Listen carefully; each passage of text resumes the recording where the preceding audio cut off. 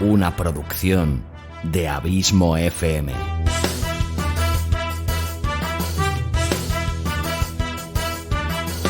¿Quieres disfrutar de tu tiempo libre escuchando grandes historias, audiolibros y relatos? Un podcast literalmente literario.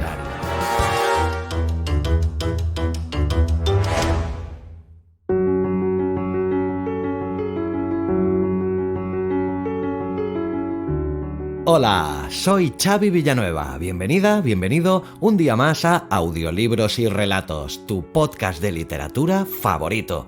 O eso espero. Capítulo 29 de esta quinta temporada, 179 en el cómputo total de este humilde podcast en el que te traigo un nuevo capítulo de una sección que probablemente sea la más querida por muchos de vosotros que me lo hacéis saber. ¿Acertaste?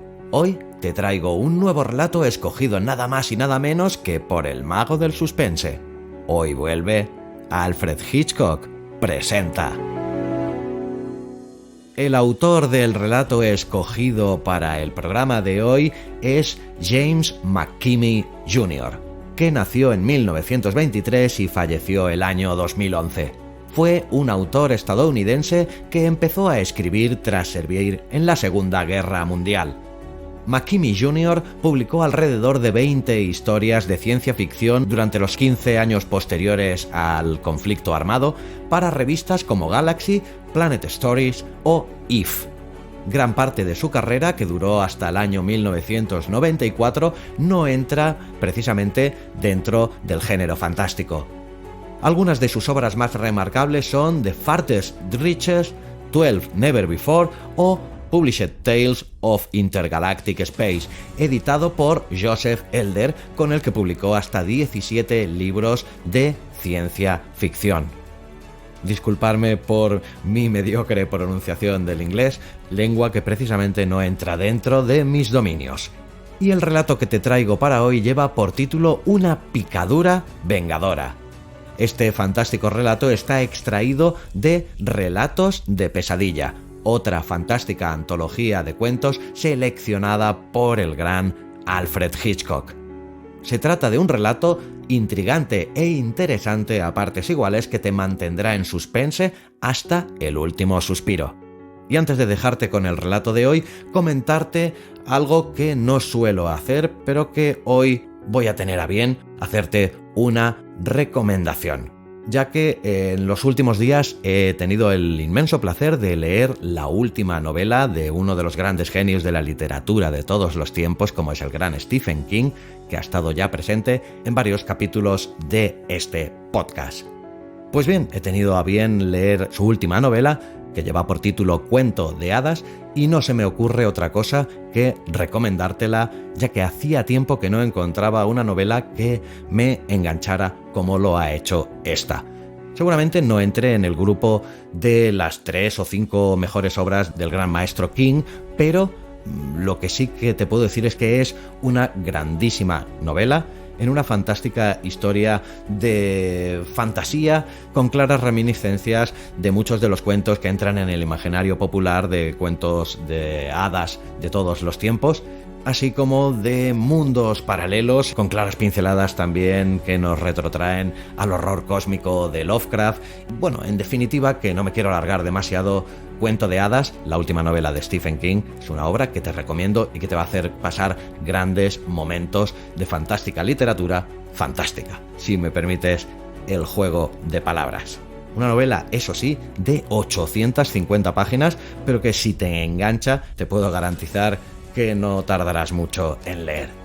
Gracias como siempre por tu fidelidad, tu constante apoyo y por hacerme sentir tan feliz sabiendo que este podcast te gusta, te acompaña y te sirve de entretenimiento. Te espero aquí la semana que viene con un nuevo autor y un nuevo relato. Y hasta entonces, larga vida al podcasting y larga vida a la audioliteratura. Colecciones de audiorelatos premium de Abismo FM. 2 colecciones de 8 capítulos cada una. Colección Sherlock Holmes y colección La Dimensión Desconocida. Puedes comprar cada capítulo individualmente por 1,5 € o la colección completa de 8 capítulos por tan solo 10 €. www.abismofm.com/colecciones. O si me escuchas desde la plataforma iVoox, podrás escuchar ambas colecciones suscribiéndote a los capítulos exclusivos para fans. Colecciones de audiorelatos premium de Abismo FM. ¿Te los piensas perder?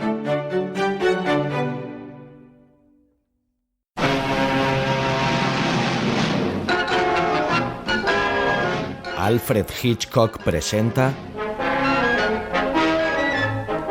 Una picadura vengadora, de James McKimmey Jr.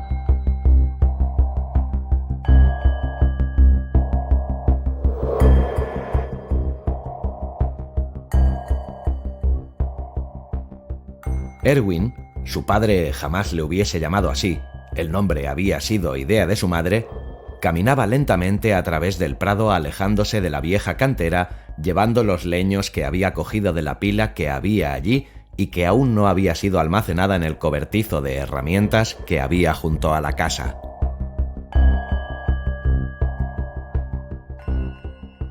Estaban a mediados del verano, pero el aire era desapacible y frío a aquella hora temprana de la mañana de California, y Erwin deseó que su padre hubiese pedido prestada la camioneta en la casa principal del rancho para transportar la leña y no tener que hacerlo él a pie casi 1 kilómetro como lo estaba haciendo.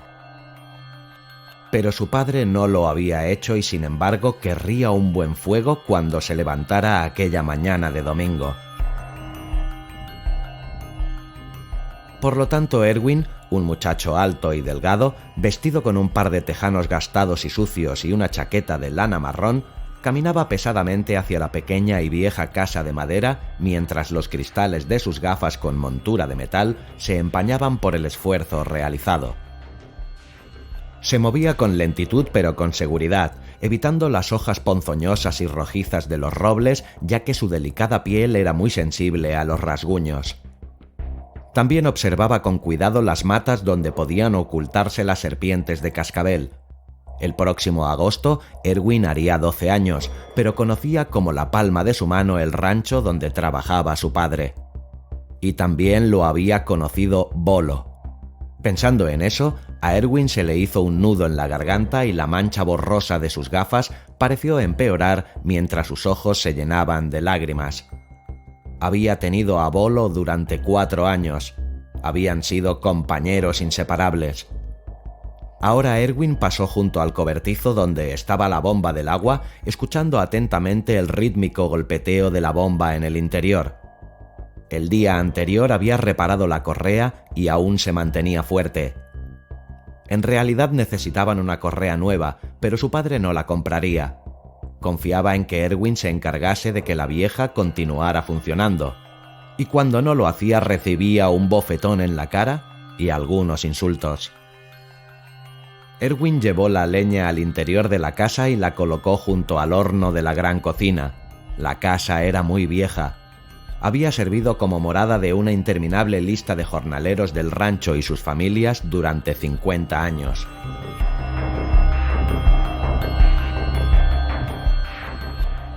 Pero a Erwin le había parecido hermosa cuando su madre vivía. Había sido cálida y limpia y siempre olía a pan recién salido del horno. Ahora todo era diferente, incluso el olor. Ahora olía a vino barato, aunque Erwin había sacado la botella fuera cuando se levantó.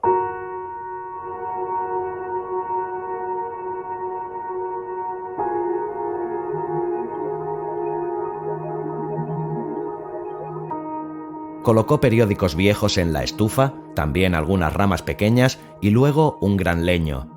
Encendió el papel justo cuando su padre salía del dormitorio, con los ojos enrojecidos, una mata de barba negra en el rostro y vestido aún con las ropas que había llevado el día anterior. El olor a vino se hizo más fuerte. «Ya era hora», dijo su padre dirigiéndose con marcha insegura hacia el fregadero de la cocina. «Debes levantarte cuando se supone que debes hacerlo y hacer el trabajo a tiempo». Su padre llenó un vaso con agua y lo vació ávidamente. Luego bebió otro. Era un hombre alto, ligeramente encorvado, moreno y quemado por el sol. «Me levanté temprano», dijo Erwin. Su padre tomó otro vaso de agua. «Me levanté al amanecer, para enterrar a Bolo».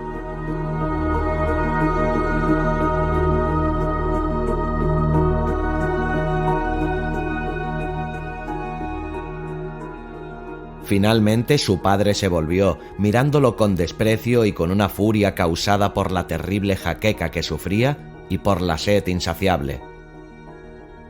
«No eres tan rápido para hacer las tareas que se te ordenan».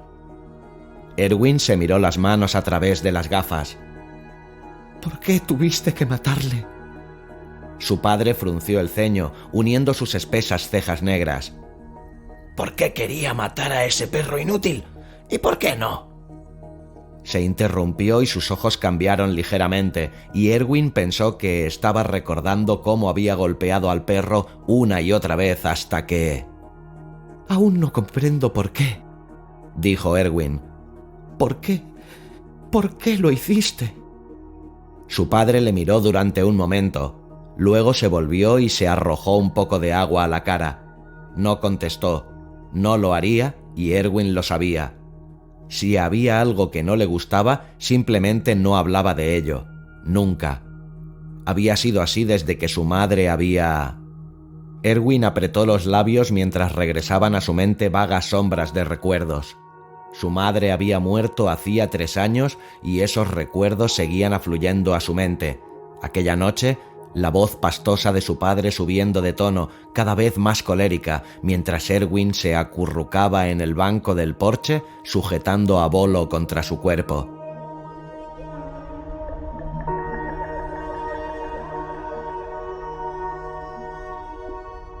Ese día habían recorrido una larga distancia con Bolo y ambos estaban cansados. La voz pastosa se había convertido en un trueno y luego se había escuchado el golpe, pero Erwin había visto a su padre borracho muchas veces. Se dormiría a pesar de todo. Entonces había llegado la mañana y su padre había entrado en la casa justo al rayar el día, con el rostro gris y los ojos orlados de rojo. Su padre había telefoneado inmediatamente sin decirle a Erwin lo que había sucedido, y después Erwin pensó qué feliz había sido su madre por tener aquel teléfono que siempre había deseado y por el que le había implorado a su padre, y cómo era el mismo teléfono que utilizaba su padre para decir que su madre yacía al pie de la cantera, muerta.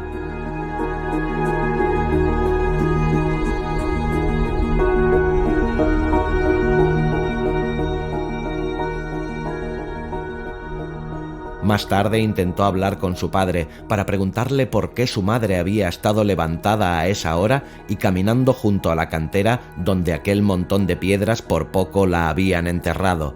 ¿Por qué? Si ella jamás iba allí. Pero su padre le dijo que cerrara la boca y nunca volvieron a hablar del asunto. Los hombres de uniforme le hicieron a su padre aquellas mismas preguntas acerca de por qué la madre de Erwin estaba en la cantera, pero todo lo que su padre les dijo una y otra vez fue: «No lo sé. Ella era una buena mujer. Una buena mujer».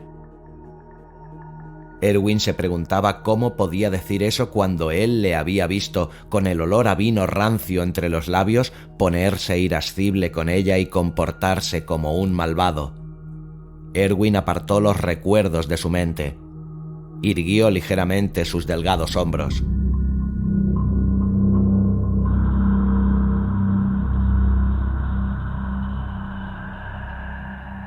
Su padre se volvió con otro vaso de agua en la mano.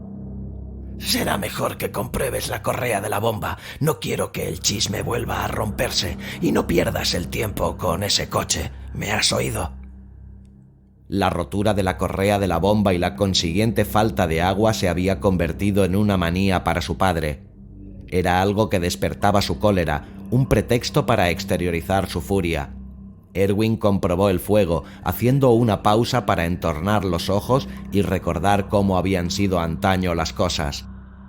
Ahora había un hueco en el pequeño estante donde había estado el teléfono y una vez más Erwin recordó la felicidad de su madre cuando instalaron el aparato. Estamos a 7 kilómetros de las personas más próximas y el teléfono me hace sentir segura.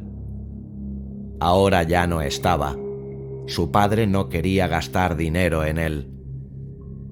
«Date prisa», dijo su padre mientras bebía más agua.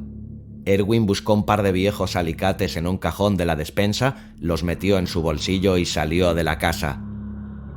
No fue directamente al chamizo de la bomba porque aquella mañana hervía un volcán de rencor dentro de su pecho. En cambio, atravesó el camino polvoriento, pasó junto al viejo sedán de 1950 y acarició con los dedos el capó.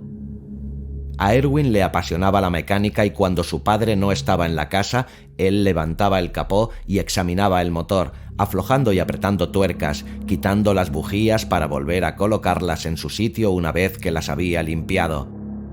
Le hubiese gustado poder hacer sus propios experimentos mecánicos, pero no tenía herramientas, a excepción de aquel par de alicates.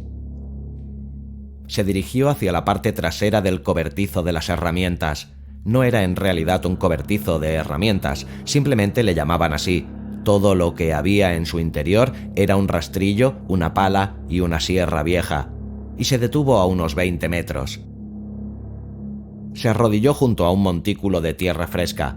Colocó una gran piedra en la parte superior del montículo y luego apoyó ambas manos sobre la piedra y sus gafas volvieron a empañarse. Bolo no había sido un verdadero perro sabueso, solo un cruce, pero su aspecto era el de un sabueso, aun cuando fuese un poco más grande y tuviese el hocico demasiado largo. Podía correr a una velocidad fantástica y tenía tan buen olfato como el mejor perro de caza. Erwin no poseía ninguna clase de arma, pero podría haber matado a cientos de conejos si la hubiese tenido, porque habían sido miles los que Bolo había rastreado. El señor Kindler, que tenía un rancho y vivía en la casa principal a 7 kilómetros, había dicho que Bolo era tan buen perro de caza como el mejor que él hubiera visto. Y en 4 ocasiones había salido de caza llevándose a Bolo, y las 4 veces había regresado con un conejo. Ahora las gafas de Erwin estaban totalmente empañadas y un río de lágrimas calientes descendía por sus mejillas. Continuó pensando en el aspecto que había tenido Bolo cuando corría, desplazando sus patas cortas y musculosas, impulsándose con ellas a la velocidad del viento. Ahora Erwin quería olvidar el gemido de Bolo cuando recibió el primer golpe. Erwin se incorporó cegado por las lágrimas, incapaz de ver nada durante mucho tiempo, hasta que finalmente se dio cuenta que estaba llorando, sacó un pañuelo sucio y se secó los ojos y las gafas. Luego Erwin pasó junto al cobertizo de las herramientas y se dirigió hacia la bomba de agua. La bomba estaba en silencio y Erwin deseó que fuese porque ya había bombeado suficiente agua y no porque la correa se hubiese roto otra vez. No sabía si podría volver a arreglarla. Estaba muy gastada.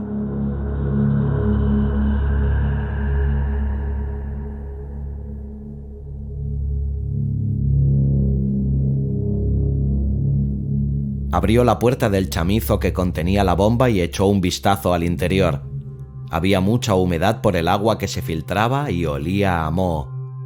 Erwin comprobó que la correa no estaba rota, era solo que las tuberías tenían agua suficiente. Y entonces Erwin vio algo más. Sus ojos se abrieron un poco más de lo normal y retrocedió rápidamente, pero sin perder la calma. Miró hacia el interior una vez más y luego se volvió y echó a correr hacia la casa. Entonces se detuvo. Se detuvo de golpe y sintió que las mejillas le ardían de excitación.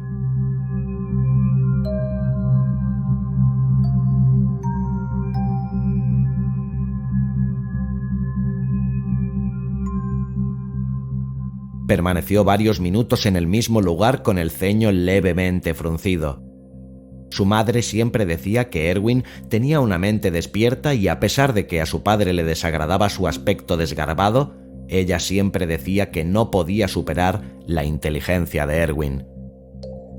Erwin se volvió dirigiendo sus pasos hacia el coche, echó una ojeada hacia la casa, levantó el capó y cogió los alicates.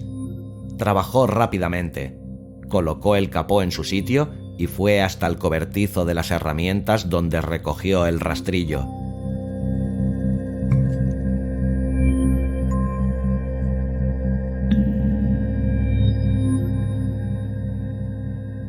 Llevó el rastrillo hasta el chamizo de la bomba, mirando una vez más hacia la casa y luego hacia el interior del chamizo. La bomba había vuelto a funcionar. Con mucho cuidado, Erwin extendió el mango del rastrillo lentamente hacia el interior hasta que tocó con la punta el interruptor que había en la pared. Presionó hacia abajo y la bomba dejó de funcionar. Erwin retrocedió, arrastrando con él el mango del rastrillo y luego se dirigió al cobertizo de las herramientas. Allí esperó, apoyado contra la puerta y en la oscuridad. Esperó ansiosamente.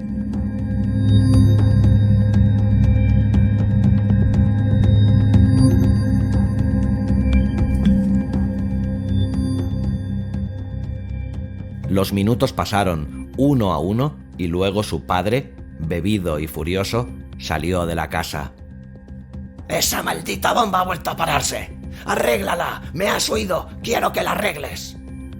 Erwin no se movió, tampoco contestó. Su padre se quedó donde estaba con los ojos echando chispas, recorriendo con la mirada el prado que había frente a la casa. Luego echó a andar hacia el chamizo de la bomba maldiciendo a voz en grito. Le dio un puntapié a la puerta y entró. Erwin esperó con el cuerpo en tensión. La sangre le golpeaba en los ojos y en los oídos.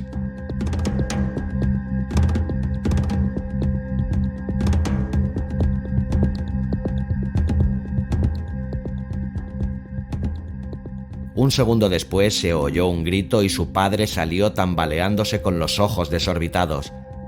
Permaneció inmóvil fuera del chamizo, con una mano aferrada a la pantorrilla derecha. Luego se volvió y cayó al suelo, volvió a incorporarse y echó a correr hacia la casa, gritando y maldiciendo.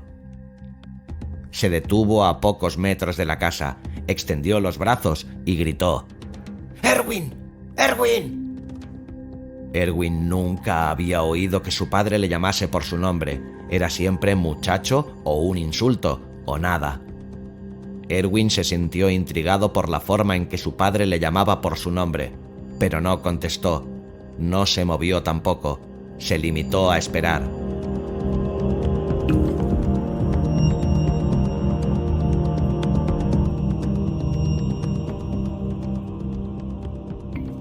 Esperó hasta que súbitamente su padre echó a correr hacia el coche, subió y trató de ponerlo en marcha. El motor de arranque zumbó con estridencia, una y otra vez. Pero el coche no se movió, y su padre volvió a gritar con el rostro blanco por el pánico. A Erwin también le sorprendió que su padre reaccionara de aquella manera. Estaba enloquecido y ni siquiera trataba de hacerse un corte en X sobre la mordedura para chupar el veneno. Todo lo que hizo fue intentar una y otra vez poner el motor en marcha mientras no dejaba de gritar: ¡Erwin! ¡Erwin! Erwin no supo exactamente cuánto tiempo esperó en el cobertizo. Sin embargo, fue una larga espera. El coche ya no hacía ningún ruido cuando se decidió a salir a la luz del sol, y su padre ya no gritaba.